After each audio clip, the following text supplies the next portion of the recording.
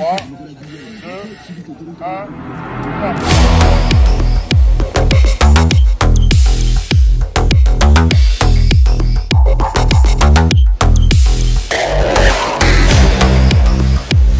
1, Herman, ça t'au fait. Voilà.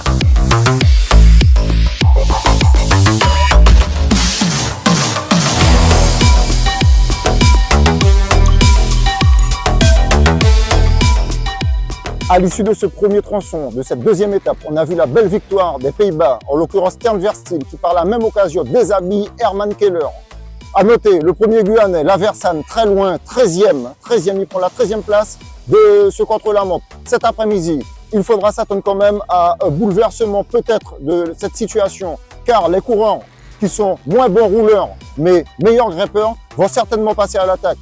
Parce que on a observé quand même que cette équipe des Pays-Bas a pas mal de rouleurs en son sein et on dit attention à eux. Et votre départ réel est arrêté.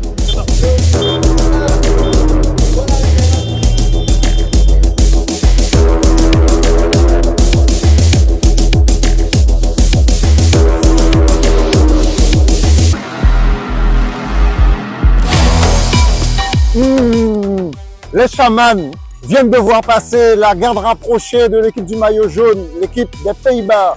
Mais les chamans, ils savent déjà ce qui va se passer cet après-midi. Les chamans m'ont dit que ça va être chaud, ça va être dur, ça va être rude. Comment ils vont faire les Hollandais avec leur grand gabarit, puisque ce matin, ils ont raflé les premières places de ce classement général. Mais vont-ils pouvoir passer la montagne? Car derrière, on sait que les bandits de la SPTT Nancy, ils sont toujours là. Il faudra aussi compter sur quelques forces, sur quelques coureurs guyanais. D'attaquer Prisifay!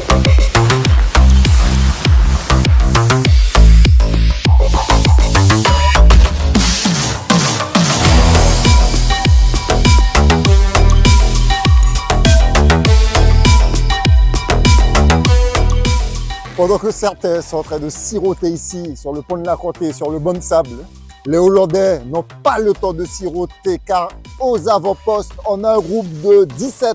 Parmi ces 17, 3 font partie du top 10. Il y a Emiliano Villa, il y a Aspot qui avait remporté l'étape hier. On a aussi des Guyanais, on a vu Serrano Caimi, on a vu Daryl Desmonnières, on a vu Ivenson Nicolas. Il y a des coureurs de la sélection de la Martinique, mais malheureusement pour ce groupe de tête, j'ai presque envie de dire qu'ils sont trop nombreux, car le juge de paix va être ici, là, sur ce bitume d'attaquer raide, parce que quand les coureurs vont passer ce pont, ils auront à porter les difficiles pentes, et là, on va voir des moteurs pétés, des moteurs cassés, d'attaquer chaud!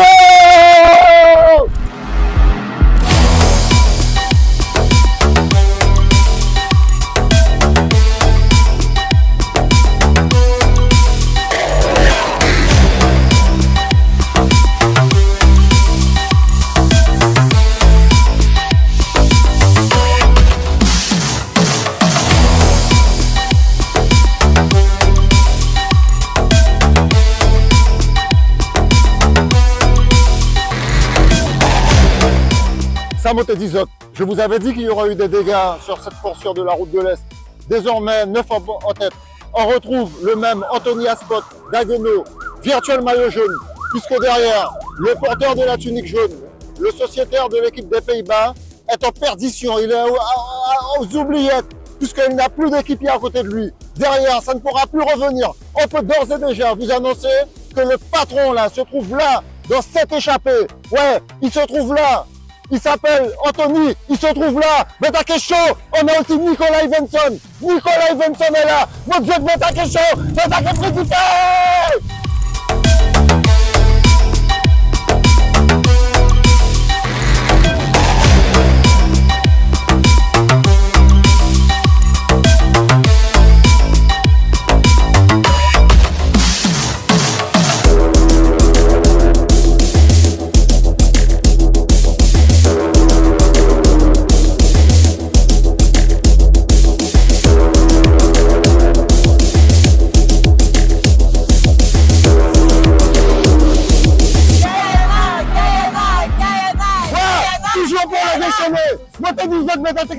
John White en Guyana, il est arrivé tout seul, il leur a mis 10 secondes dans la patate.